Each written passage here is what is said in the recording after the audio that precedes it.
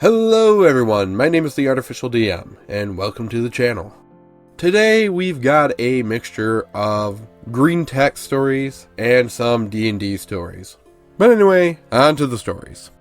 This is from Devil Buster Rage. One Turn Encounter. Goliath Cannoner, Elf Wizard, and other tagalongs not important to the story. Posing as adventurers searching for a mythical castle in a vast ivory desert with guide NPC.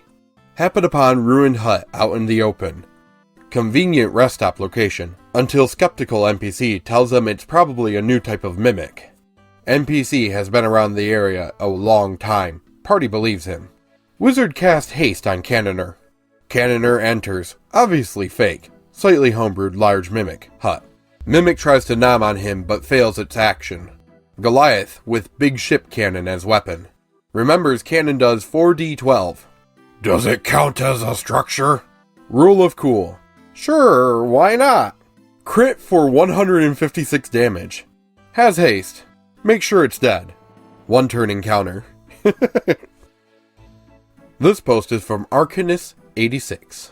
The time I became the BBEG because my party wanted no part of my redemption arc. Group as follows. Me, Eladrin Bladesinger Wizard, Mastermind Rogue.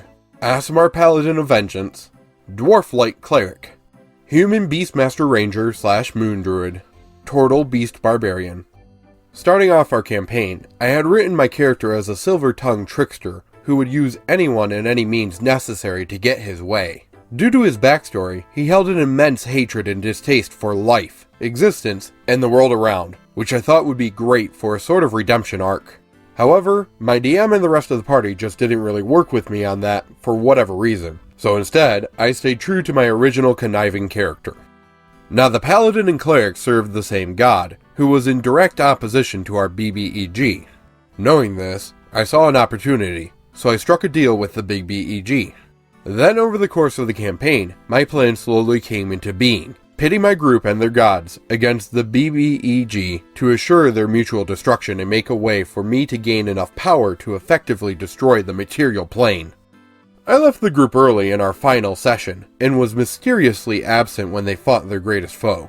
It was only afterwards that they turned around and saw me holding the proverbial dagger to their god's throat, a fancy artifact meant to be used against the BBEG, and with a flick of my wrist, their god was no more. This led to a few more sessions where I was in direct opposition to them as they tried to foil my plots that had been underway the whole campaign. Unfortunately, I knew them too well, and it was only by some miracle of luck that as they began to fall before me, they dealt me a fatal blow in turn. No redemption arc for me. All in all, it was one of the best campaigns I've played in, and those last few sessions were almost unanimously the group's favorite. I feel like in this story, the player is a little bit of that guy. I built my character that needed redemption and they didn't care, you know?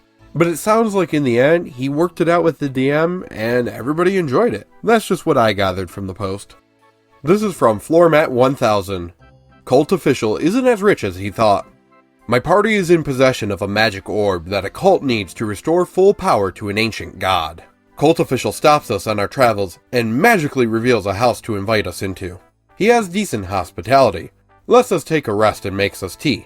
Tells us he intends to take the orb from us. Fighter asks, "What's it worth to ya?" Responds, "Well, I didn't expect negotiations, honestly. At first I imagined it would be worth your lives, but..." Me, Hexblade Paladin, says, "Okay. Well, maybe you would be willing to give us something of equal value." Confused cultist.jpg. Paladin reaches in a bag and pulls out a piece of paper, handing it to the cultist. Unrolls to reveal my bounty of 10,000 gold. "Now that's just me. Our friend here has made 100 gold an hour easily with her performances. Put her to work full time and chalk that up to 4k a week. And I imagine a baby dragon would be worth..." Quickly throw together some numbers to illustrate vaguely the net worth of our party. Frustrated cultist.jpg. This is from WaffleFry787. Dragon Man one-shots giant worm. Be me. Ocean Spirit Folk Bronze Half-Dragon Sorcerers Dragon Disciple Thingy 3.5. Be not me. Dire Werewolf Barbarian Abjurant Champion Wizard Werewolf Monk NPC Human Mage NPC. Recently took a lot of feats to boost my spells. Also took Disintegrate. Fast forward a few sessions. Walking along a swamp. Rumbly.exe. Confusion.png? Suddenly a purple worm appears and snags the werewolf NPC we were traveling with. Rollinitiative.jpg. I go pretty much last. Barb flies up with his cape of bat wings to try and get the NPC out. NPC mage casts a spell at the worm. My turn. I ain't got time for this, docs. Use my Disintegrate. Worm fails save. Roll 101 damage. Surprise Pikachu face.meme. Worm instantly goes down. Nice.exe. This is posted by Legosi Lad. Manners are important, even at a scary mountain hell castle. I was DMing a game once, and my party had the task of investigating a scary fortress in the nearby mountain that wailed with screams of the dead wafting over the town. It takes them a day to travel, 1 night to sleep, and the 2 hours to climb the mountain until they reach the entrance. I begin to explain.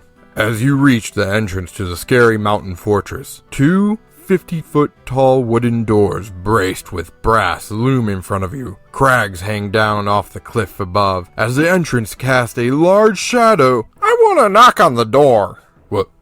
What? I want to knock on the scary doors. I mean, okay. Roll for performance, I get. Nat 20! Me, thinking of how I'm going to play this out, realizes, laughing my butt off, I tell the party how this is going to play out. As the Thurna goes to knock on the 50-foot tall, 5-foot thick wooden doors, he underestimates his strength and punches a flooping hole through 5 feet of solid wooden brass. The door is unlocked. Ha! Cool. This is posted by Lichador. Dwarf sticks his face in a gelatinous cube and fails to notice. Is unaware of what just happened. So I've got a group of brand new players in a weekly game, and I decided to introduce them to the classic D&D monster, the Gelatinous Cube. The party is traversing some sewers where some cubes got loose and are stuck swimming around in the sewer canals, 10-foot by 10-foot canals. And the players are staying dry in the 5-foot spaces on either side, jumping back and forth as needed and crossing over bridges. The cubes navigate by blind sense, so they just follow the party around in the canals and end up happily cleaning the canals as they go. I describe how the bodies of the enemies they kill that have rolled into the water are slowly being sucked underwater, and no one knows what to think of it. Eventually, the dwarf barbarian just goes, I stick my face down there to see what's going on. They've been fighting in that area for several rounds, and the cube is right there. Oh no, I think to myself. This could be very bad. In true barbarian fashion, he fails his perception check horribly, failing to notice the cube, and then he nails the constitution save to resist the paralysis effect from touching it. He pulls his face free, and as I describe how utterly disgusting his face feels when he plunges it under the water, and how it makes his face and body feel tingly, but he was able to shake off the effects of the water. He shrugs and the party moves on none the wiser. Later, when they fought a cube above the water, they were dumbfounded at what the heck it was, or what to do with it. After they defeated it, I told them about how the barbarian stuck his face directly in one earlier, and how the rolls led to him completely failing to even notice. This story is from the user Bob Borth. Went off the rails, rules out the window, had way more fun. So given the situation, I decided to get my brother and sister into D&D, which, to my surprise, they were both really into. We had a few sessions where there were a couple of bumps, but overall not bad. Then this week happened. They rolled a random encounter with some wolves. Just 3, but a bunch of bad dice rolls and poor decisions, and my brother's player character died. He got really upset, but didn't break down entirely because I mentioned, but did not promise, that a nearby town could revivify him, which would send him into a debt, but still. As long as they got him back to town, they could bring him back and get on with the plot. Then my sister's player character decided to run straight into the wolves' den without recovering first, forcing the NPC guide to go with her. I had already established there were a fair amount of wolves there, so I couldn't just retcon it into being empty. 4 wolves, and they're down a party member. Needless to say, my sister and the NPC die.